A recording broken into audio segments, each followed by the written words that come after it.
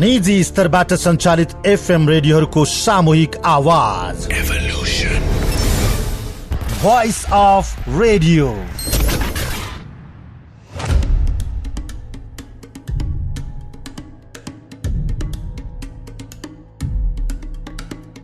नमस्कार। देशैभरि सञ्चालित एफएम रेडियोहरूबीच कार्यक्रम उत्पादन, प्रसारण र व्यावसायिक सहकार्यमा नवीनतम प्रस्तुति कार्यक्रम भोइस अफ रेडियोमा यहाँलाई हार्दिक स्वागत छ। म विमल थापा। यो कार्यक्रम काठमाडौँ उपत्यका लगायत देशैभरिका 299 वटा एफएम रेडियोबाट एकैसाथ प्रसारण भइरहेको छ। कार्यक्रममा समृद्ध र सचेत समाज निर्माणका लागि आम नागरिकलाई सचेत गराउने उद्देश्यबाट विभिन्न समसामयिक विषयमा केन्द्रित रहेर सामग्री प्रस्तुत हुँदै आएको छ। श्रोता, आजको कार्यक्रममा स्थानीय तहमा जनप्रतिनिधिहरूको 3 वर्षीय कार्यकाल कस्तो रह्यो? 41 वटा विभिन्न कानून निर्माण गरी कार्यान्वयनमा ल्याएको छ। विगत 63 दिनदेखि भइरहेको लकडाउनको पूर्ण रूपमा पालना नहुँदा नेपालमा कोरोना संक्रमणको जोखिम बढ्दो। सुरुमा नियन्त्रण गर्न नसकेको कारणले गर्दाखेरि हामी कहाँ अलिक बढी फैलियो कि भन्ने हामीले सोचिरहेका छौँ। र कोरोना भाइरसको संक्रमणका बेला अग्रभागमा क्रियाशील सञ्चारकर्मीहरूका निम्ति स्वास्थ्य बीमा गर्नुपर्ने रेडियो ब्रोडकास्टर फोरम आरबीएफको अपिल लगायतका सामग्री रहनेछ। सुरुमा पनि कोरोना भाइरस कोभिड-19 को संक्रमण र यसको आजसम्मको अवस्थाका बारेमा कोभिड-19 विशेषलाई प्रस्तुत गर्दै हुनुहुन्छ साथी प्रतीक नेउपाने। Corona update. कोरोनाबाट नेपालमा मृत्यु हुनेको संख्या 4 पुगेको स्वास्थ्य तथा जनसंख्या मन्त्रालयले औपचारिक रूपमा पुष्टि गरेको छ। मन्त्रालयले आज आयोजना गरेको नियमित मिडिया ब्रिफिङमा प्रवक्ता डाक्टर विकास देवकोटाले कलैया 7-12 का 70 वर्षीय पुरुषमा कोरोना संक्रमण देखिएको बताउनु भएको छ। वीरगंज स्थित नेशनल मेडिकल कलेज तथा शिक्षण अस्पतालमा उपचाररत उनको मृत्यु 8 दिन अघि अर्थात् जेठ 4 गते भएको थियो। श्वास प्रश्वास, निमोनिया, क्षयरोग लगायतका समस्या लिएर मृत्यु भएको 8 दिनपछि कोरोनाको रिपोर्ट पोजिटिभ आएको हो। उनको दाह संस्कार समेत गरिसकिएको छ। अछाममा पहिलोपटक कोरोना संक्रमित भेटिएका छन्। स्वास्थ्य तथा जनसंख्या मन्त्रालयका अनुसार अछाम अस्पतालमा भर्ना भएका 32 वर्षीय पुरुषमा कोरोना संक्रमण भएको पुष्टि भएको हो। त्यस्तै बर्दियामा थप 3 जनामा कोरोना संक्रमण पुष्टि भएको छ। बर्दियाको गुलरिया नगरपालिकाका 22, 24 र 18 वर्षका पुरुषमा कोरोना संक्रमण पुष्टि भएको स्वास्थ्य तथा जनसंख्या मन्त्रालयले जनाएको छ। त्यस्तै वीरगंजको नारायणी अस्पतालको ल्याबमा गरिएको परीक्षणमा पनि आज 2 जनामा कोरोना संक्रमण पुष्टि भएको छ। बाराको जिरा भवानी गाउँपालिकाका 18 वर्षका पुरुष र काठमाडौँ घर भई कलैया 12 मा कार्यरत पुरुषमा पनि संक्रमण देखिएको छ। यसअघि आजै बिहान 72 जनामा कोरोना संक्रमण पुष्टि भएको थियो। यो सँगै नेपालमा कोरोना संक्रमितको कुल संख्या 682 पुगेको छ। त्रिवी शिक्षण अस्पताल महाराजगंजमा पीसीआर परीक्षण ल्याब स्थापना गरिएको छ। शिक्षण अस्पतालमा आज कोरोना संक्रमित भए नभएको छुट्याउनका लागि पीसीआर ल्याब स्थापना गरिएको हो। राष्ट्रिय जनस्वास्थ्य प्रयोगशालाका अनुसार कर्मचारीलाई तालिम दिएपछि उक्त मेसिनबाट परीक्षण सुरु गरिनेछ।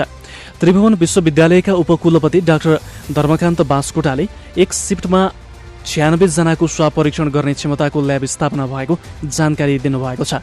अहिले पूरा क्षमतामा ल्याब सञ्चालन गरेर परीक्षणको दायरा बढाउनु पर्ने दायित्व भएको उहाँले बताउनुभयो।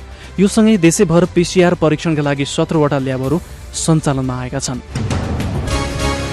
पूर्वी सीमापारी भारतमा रोजगारीका लागि गएका 76 नेपाली नागरिकलाई एकै दिन इलामको पशुपति नगर नाकाबाट इलाम प्रवेश गराइएको छ। लकडाउनका कारण समस्या परेकाले उनीहरूको नाकामा नै स्वास्थ्य जाँच गरी इलाम ल्याइएको हो। इलाम ल्याइएका नागरिकहरू इलाम बाहिरका रहेको इलाका प्रहरी कार्यालय पशुपति नगरका इन्सपेक्टर रमेश राईले जानकारी दिनुभयो। उहाँका अनुसार आएकाहरू दोलखा, तेह्रथुम, काठमाडौँ लगायतका जिल्लाका रहेका छन्। र जापानी प्रधानमन्त्री सिन्जो आबेले देशभर जारी गरिएको संकटकाल हटाइएको घोषणा गरेका छन्। त्यसैगरी प्रधानमन्त्री आबेले अन्य क्षेत्रमा लगाइएको प्रतिबन्ध पनि अन्त्य गरिएको बताएका छन्। आज राष्ट्रका नाममा सम्बोधन गर्दै उनले भने देशव्यापी जारी गरिएको संकटकाल अन्त्यका लागि हामीले कडा मापदण्ड बनाएका थियौं। हामीले उक्त मापदण्ड पूरा गरेको पायौं र संकटकाल अन्त्य गर्यौं। मेको मध्यदेखि जापानका अधिकांश क्षेत्रमा प्रतिबन्ध हटाइएको थियो। कोभिड-19 प्रकोप नियन्त्रणका लागि लगाएको स्वास्थ्य संकटकाललाई टोकियो महानगर क्षेत्र तथा हकाइडोमा जारी राखे पनि आजदेखि उक्त शहरमा समेत संकटकाल हटाइएको हो। अन्य मुलुकको तुलनामा जापानमा कोरोना संक्रमितको अवस्था कम भएको दावी गरिएको छ। श्रोता, स्थानीय तहमा जनप्रतिनिधिहरूले पदबाल गरेको 3 वर्ष पूरा भएको छ।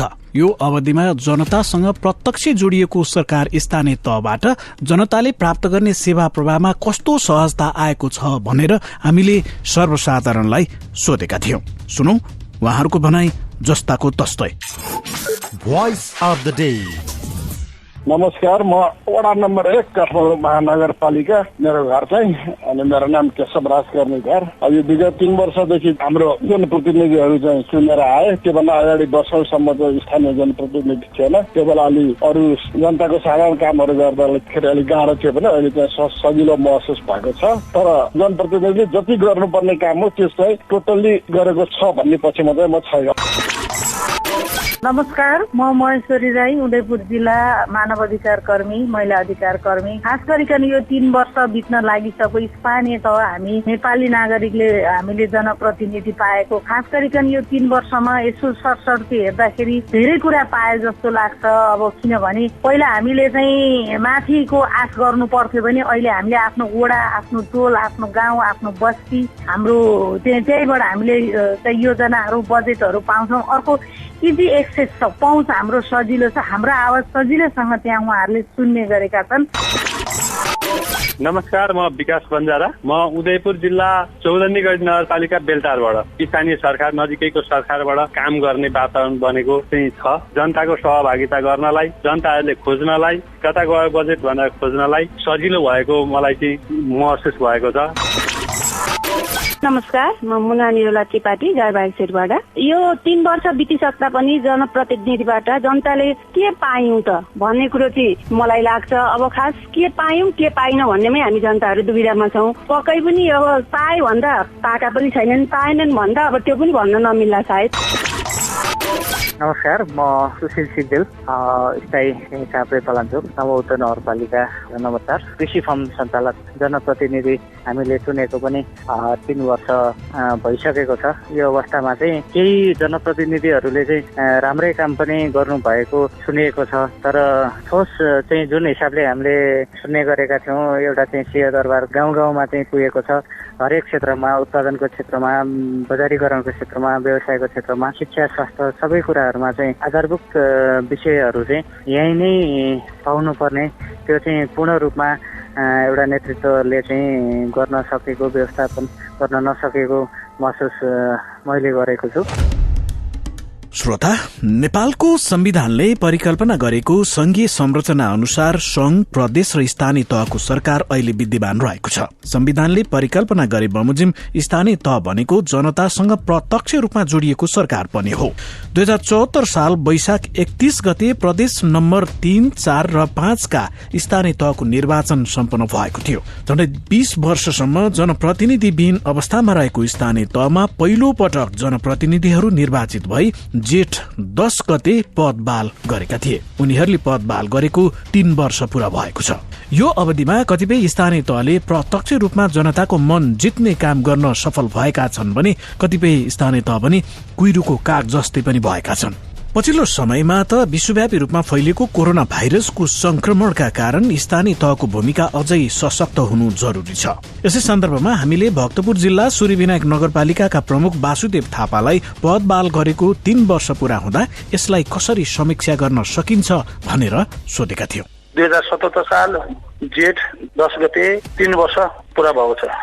त्यसमा सञ्चालनको लागि नगरपालिकाले 12वटा ऐन, 5वटा नियमावली, 13वटा कार्यविधि, 8वटा निर्देशिका र 2वटा आचार संहिता र 1वटा मापदण्ड गरी जम्मा 41वटा विभिन्न कानून निर्माण गरी कार्यान्वयनमा ल्याएको छ। त्यसपछि नगरपालिकाले सडकको मापदण्ड कम्तीमा 6 मिटर 20 फिट कायम गरेको छ र हालसम्म 1 करोड भन्दा माथिका 44वटा आयोजनाहरू र 30 लाख भन्दा माथिका 82वटा आयोजनाहरू र 5 लाखदेखि माथिका 786वटा गरी जम्मा 912वटा आयोजनाहरू सम्पन्न भएको छ र यो 3 वर्षको अवधिमा 5वटा मोटर लेभल पक्की पुल र 2वटा ट्रस्ट पुल बनिसकेर उद्घाटन गरिसकेका छौँ। अहिले सुचारू भइसकेको छ र यस अब उहाँ अब 5वटा मोटर पुल 3वटा टस पुल अब 90% सम्पन्न भइसकेका छन्।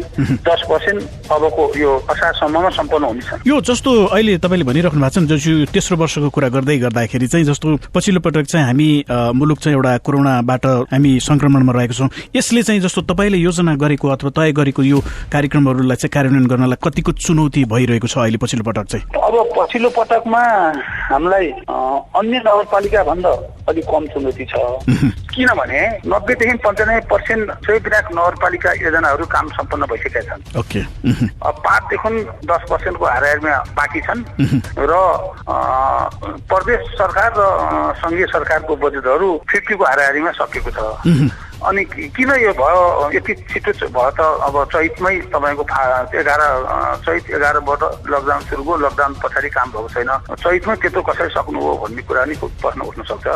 हामीले पहिला धेरै गुनासो असारमा कामहरू अलिअलि छुटमुट कामहरू गर्दाखेरि जनगुनासो आयो। हामीले बजेट अन्य निकायबाट ल्याएर नगरवासीको एउटा आवश्यकता पूर्ति गर्नको लागि अन्त फ्रिज हुने रकम पनि ल्याएर हामी गर्न सक्छौँ। 15 दिनमा 20 दिनमा भने पनि हामीले ल्यायौँ, प्राधिकरणबाट ल्यायौँ, अन्य निकायबाट सडक विभागबाट अन्य ठाउँमा काम गर्न नसकेको फ्री जोन लागेको बजेट ताने पनि ल्याएर गर्दाखेरि गुनासो के आयो भने बर्खामा काम गर्ने लटरपटर काम गर्ने भन्ने गुनासो आएको हुनाले हामीले जनप्रतिनिधिले नगरसभाबाट नै चैत मसान्तसम्ममा सम्पूर्ण 100% सक्छु भनेर प्रतिबद्धता व्यक्त गरेको र पास गरेको हुनाले हामीले त्यो सुरु साउन भदौबाट नै हाम्रो प्रक्रिया अनुसार 1 करोडको 5 लाख भन्दा माथिको टेन्डरबाट जानुपर्ने 5 लाखसम्मको उपभोक्ताबाट गर्न पाउने भएको हुनाले पहिला सुरुबाटै हामीले प्रक्रिया अगाडेर 35 दिनको म्याद अनुसार टेन्डर खोल्ने विविध त्यो कामहरू प्रक्रिया गरे हुनाले छिटो छरिटो काम हुन गएको छ। अब अहिले चाहिँ नि लकडाउनले अब सङ्घ र प्रदेशबाट आएका अलि ढिला सम्झौता भएको कारणले गर्दाखेरि यी योजनाहरू रोकिएको छ। अब यसमा ठुल्ठुला पुलको कामहरू चाहिँ हाम्रो सम्पन्न भइ नै सकेको छ। नगरवासीको पनि साथ र सहयोग पाएको कारणले हामी अगाडि बढेको थियौँ। अब लकडाउनले अलिकति चाहिँ नि हानिप्याक परेको छ। हजुर, तपाईँको यो 3 वर्षको कार्यकालमा चाहिँ तपाईँले अहिले भन्दाखेरि कुन कुन कुरा चाहिँ हामीले अचिभ गर्न सक्यौँ, त्यहाँ हामीले सफलता हासिल गर्न सक्यौँ अथवा हामीले चाहिँ राम्रो गर्न सक्यौँ भने तपाईँले प्राथमिकीकरणमा चाहिँ कुन कुन कुरालाई बढी गरिराख्नु भएको छ नगरपालिका? अब हामीले कुन कुन कुरामा गर्न सक्छ? बाटोलाई पूर्वाधारलाई नै पहिले प्राथमिकता दियौँ, पूर्वाधार एउटा, अनि शिक्षा र खानेपानी सम्बन्धीलाई हामीले दियौँ। अब हामीले यो 3 वर्षमा अब हामीले चाहिँ नि के गरेको छौँ भनेपछि नगरपालिकाले आफ्नो स्रोतबाट 11.5 किलोमिटर कालोपत्र गरेको छ र अन्य स्रोतबाट 15 किलोमिटर कालोपत्र गरेको छ है र जम्मा 31.5 किलोमिटर हाम्रो कालोपत्र भइसकेको छ।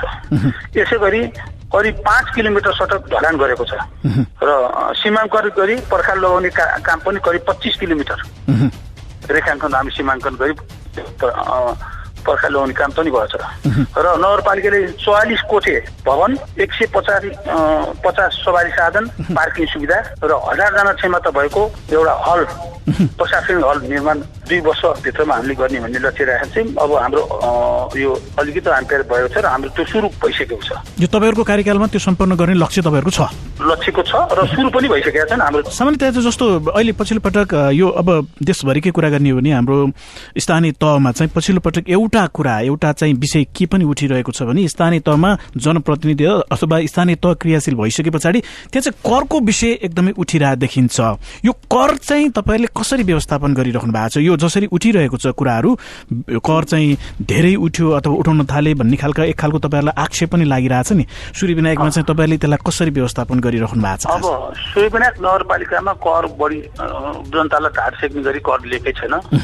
म तपाईँको यो रेडियो संसारकोबाट म सम्पूर्ण 77 जिल्ला नेपाली दाजुभाइ तथा विदेशमा बस्ने नेपाली दाजुभाइलाई स्पष्ट पार्न चाहन्छु र मैले यो पहिलेको अनुपातमा थोरै मात्रै परिवर्तन गरेको छ। ढाड सेक्ने गरी कुनै पनि कर बढाएको छैन। म तपाईँलाई उदाहरण के दिन सक्छु भने यो हाइवेमा हामीले 10 लाख मूल्य राखेका छौँ हामीले। अब यहाँ अहिले 50-60 को हाराहारमा किनबेच हुन्छ यो हाइवे 6 लाइनको बाटा। भित्री रोडमै 20-30 को छ, हामीले 5-7 मात्रै 5-7 राखेको छ भनेपछि कसरी कर बढायो, कसरी लियो? चलन चल्ती अनुसार लिएकै छैन। हामीले घरबार कर राज्यले 13% उठाइरहेको थियो, अहिले नगरपालिकाको जिम्मामा दिएको छ। हामीले 5% र 10% राखेका छौँ। 5% यो हाइवेको रोडमा 10% बिजनेस र स्वतः तिर्नुहोस्। तपाईँको घर पालमा छ भने 5% स्वतः त्यही पनि त्यो 12 महिनामा कुनै खाली हुन सक्ने ठाउँमा त्यसलाई घटाएर दिनुहोस् भनेको छ भनेपछि हामीले कर केमा बढाएको छौँ, केमा पनि बढाएको छैनौँ। हजुर, अब एउटा चाहिँ जस्तो अहिले पछिल्लो पटक अब मुलुकभरि नै होइन विश्वव्यापी रूपमै जुन खालको एउटा कोरोनाको संक्रमण जसरी बढ्दो छ, तपाईँको नगरपालिकामा चाहिँ जस्तो कोरोनाबाट संक्रमणबाट जोगिनको लागि तपाईँले के उपायहरू अपनाइराख्नु भएको छ, त्यसबाट बच्नको लागि के प्रयासहरू गरिराख्नु भएको छ अहिले? यसमा हामीले 2076 साल चैत 11 गतिबाट लकडाउन सरकारले गरेको छ र हामीले सुइबनाक नगरपालिकाले के गर्यौँ भने यो कोरोना भाइरसलाई परास्त गर्नको लागि यो ठुलो शक्तिशाली मुलुक अब अमेरिका जस्तो शक्तिशाली मुलुकलाई पनि हम्मी पारेको छ यो कोरोनाले। र नेपाल जस्तो गरिब सानो मुलुकमा पनि अब अहिले 500-600 हाराहारी सानसुनको हाराहारीमा यहाँ लक्षण देखा परिसकेको छ, 3 जनाको मृत्यु भइसकेको हुन्छ। हामीले के गर्यौँ भनेपछि पहिलो नम्बर हामीले जनचेतना दिलाउने हेतु नगर प्रहरी र जनप्रतिनिधिको समन्वय गरेर प्रत्येक ठाउँमा आवश्यक 1 मिटरको दूरीको कायम गरेर एक अर्काको दूरी पालन गर्नुपर्ने, अति आवश्यक भन्दा घरबाट ननिक्लिने, WHO र नेपाल सरकारले भनेको नियमलाई पालन गर्नुपर्ने, कोभिड-19 भाइरसको औषधि भनेको घरभित्रै बस्ने, एक अर्कासम्म 1 मिटरको दूरी कायम गर्यो भने यसलाई परास्त गर्न सकिन्छ भनेर त्यो माइकिङ गरे।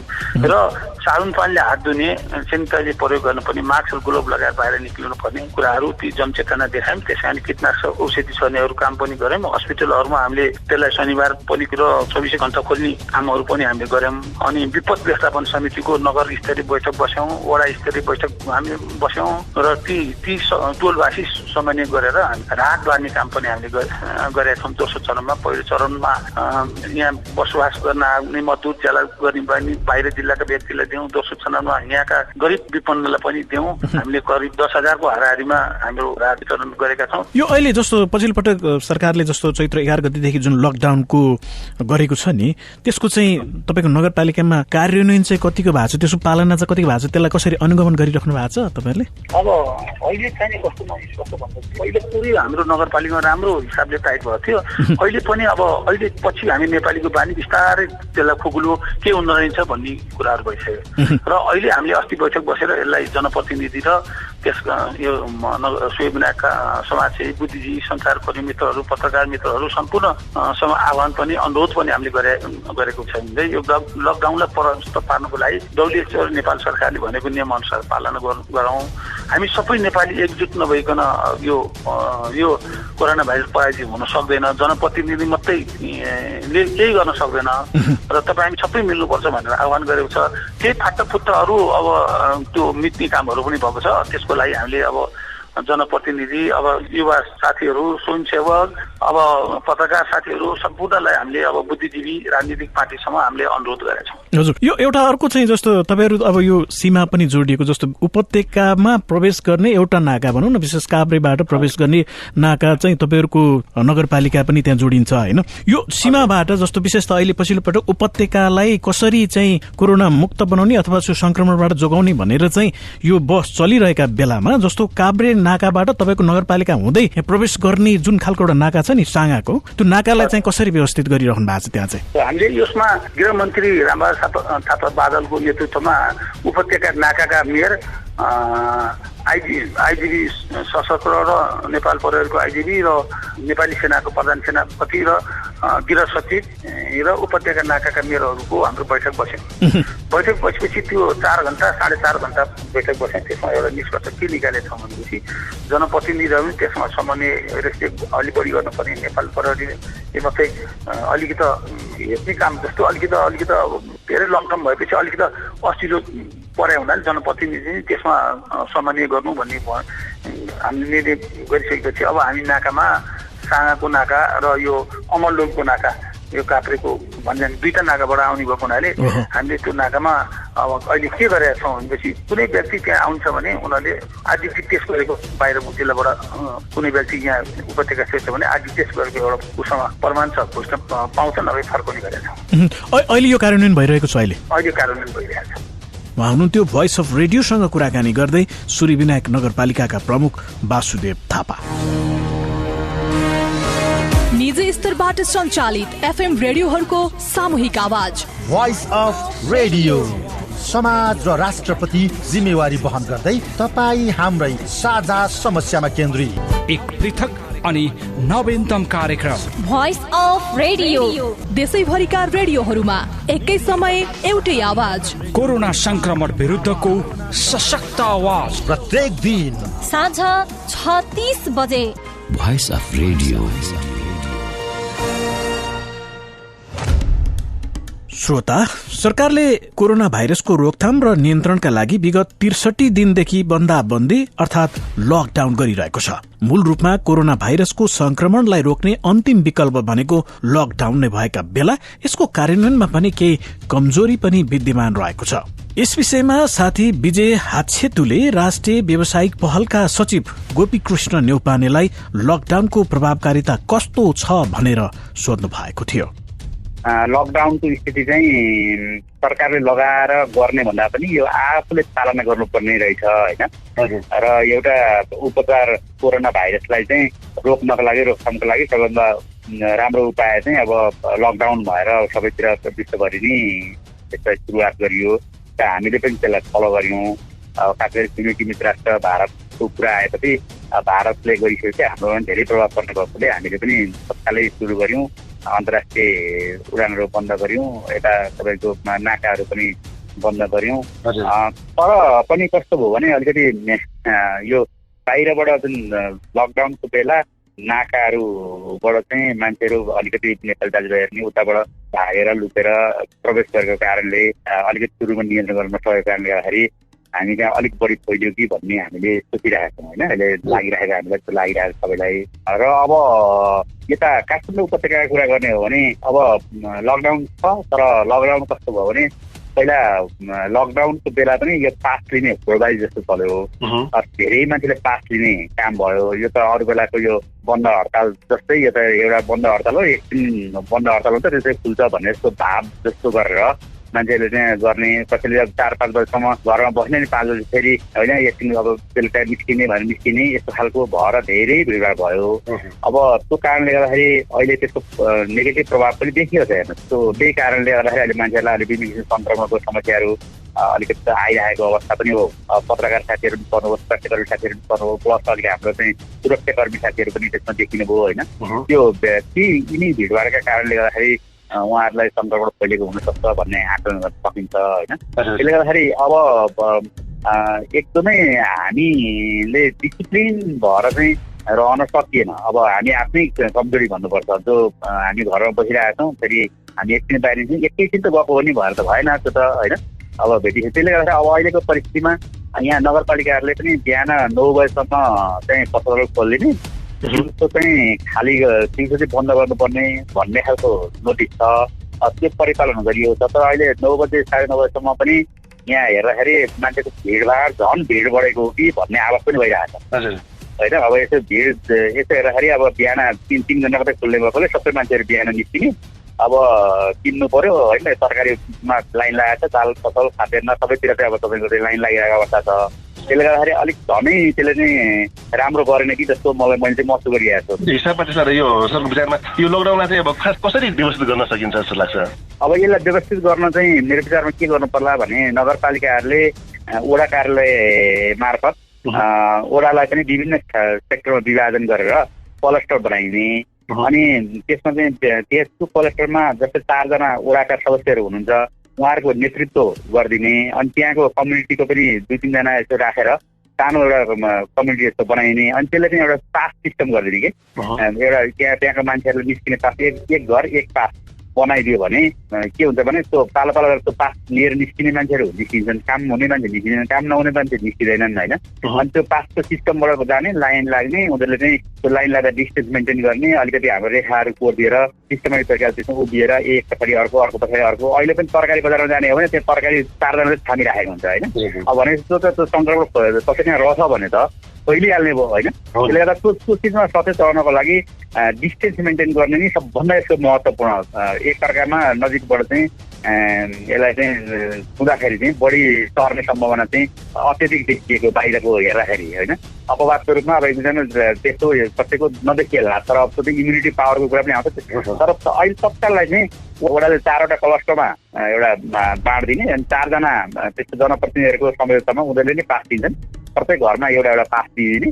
त्यो पास एउटा सानो सिट दिए पनि भयो, पास एउटा थाप्ला दिए पनि भयो। त्यो हिसाबले त्यो लिएर गएपछि त बाहिर निस्किन पाउने, त्यो नभइकन चाहिँ त्यहाँ चाहिँ पसलले पनि सामान नदिने, केही किन्ने सामान त्यो नदिने, अथवा बाहिर कोही हिँड्दै गरेर पनि पुलिसले जति पनि चेक गर्न सक्ने। अब त्यस्तो खालको अलिकति डर त्रास अलिकति नदेखाइकन हामी सुध्रिने रहेछौँ। किनभने हामी नै कमजोरी गरिरहेको छौँ कि हामी नै अब जान्छौँ, हामी नै सबै भिडभाड गर्छौँ भन्छ अनि त्यो समस्या सिर्जना भयो भने त्यसो जिम्मेवारी हामीले लिनु पर्यो नि। त्यो त भयो। अब यो लकडाउनको कुरा छ, यो लकडाउन पछिको जनजीवन सरले कस्तो देख्नु भएको छ? अब यस्तो छ सर, अब यो लकडाउनको मूल कुरा भनेको यसको चाहिँ यसलाई उपचार गरेर निको पार्ने भ्याक्सिन अथवा तपाईँको औषधि जुन किसिमले रिसर्चहरू भइरहेको छ त्यो अहिले खासै केही छैन, भइसकेको स्थिति छैन। त्यो नहुँदाखेरि के हो भने अब यो कहिलेसम्म यो लकडाउन जान्छ भन्दाखेरि जबसम्म भ्याक्सिन बन्दैन, जबसम्म तपाईँको औषधि बन्दैन तबसम्म कि लकडाउनै गरिनु पर्यो। अब त्यो गरेर त्यो सम्भवै छैन होइन। त्यसले गर्दा अब लकडाउन सँगसँगै अथवा तपाईँको कोरोना भाइरसको सङ्क्रमणहरूलाई फल्दै हामी कसरी व्यवसाय उद्योग अथवा आफ्नो काममा निस्किन सक्छौँ त भन्ने खालको कुरा चाहिँ अब बहुत महत्त्वपूर्ण हुन्छ र अब हामीले त्यसतर्फ सोच्नुपर्छ। अब सधैँ घरमा लकडाउन गरेर बसेर एक त मानसिक किसिमको प्रेसर पनि हुन्छ होइन। अर्को कुरा साह्रै एउटा न्यून वर्गको मान्छेलाई अब खानाकै समस्या हुने भयो। अरू मान्छेहरूलाई पनि अब यदि बाहिर निस्किन पाएन भने त उनीहरूले पनि कसरी खाने होइन, कसरी अब भोलि गएर सबै मान्छे लाइन लाग्नुपर्ने स्थिति, वडामा लाइन लाग्नुपर्ने स्थिति हुन्छ। त्यो फेरि साध्य हुँदैन। अहिले त एउटा न्यून वर्ग मात्रै त्यो चाहिँ अब लाई तयार गरेको छ र पो वडाले पनि एउटा मान्न सकिरहेको छ। समग्र रूपमा भन्दाखेरि अब लकडाउनलाई पनि सँगसँगै थोरै लकडाउनको पनि मान्छेलाई मेन्टल्ली परिआओस्, भोलि कहीँ केही पर्यो भने ढकै लकडाउन भइहाल्यो भन्ने स्थिति गर्न सकियोस्। अनि अलिकति लकडाउनभित्रको खुग्लोपनभित्र पनि केही नियमहरू हामीले चाहिँ एउटा मान्छेले डिसिप्लिनमा रहने खालको व्यवस्था पनि कसरी गर्न सकिन्छ भन्ने खालको पनि एउटा रुल्स बनाइदिएर त्यो रुल्सभित्र सबैले बस्नु पऱ्यो। अब हामी सबै नै अब शिक्षित मान्छेसँग बस्न तयार हुन्छौँ होला।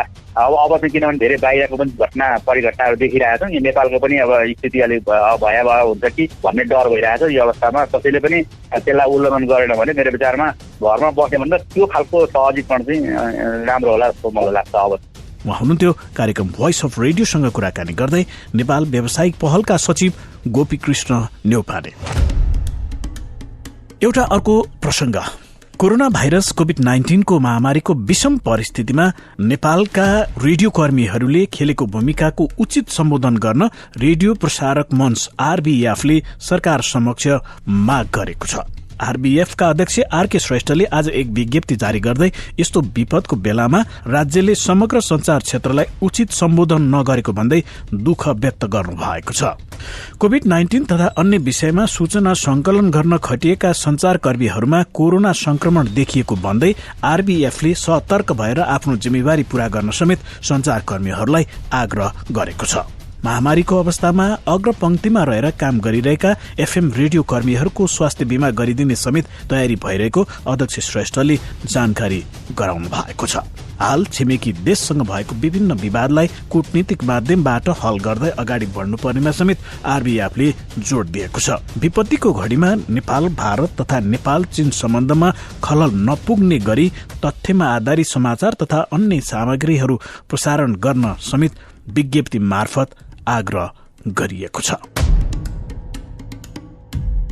श्रोता, कार्यक्रम भोइस अफ रेडियो देशैभर सञ्चालित एफएम रेडियोहरूबीच कार्यक्रम उत्पादन, प्रसारण र व्यावसायिक सहकार्यमा नवीनतम प्रस्तुति हो। यो कार्यक्रम एफएम रेडियोहरूको एउटै आवाजका रूपमा समसामयिक विषयवस्तुमा तयार पारिएको विशेष प्रस्तुति पनि हो। हवस् त, आजको कार्यक्रम यति नै।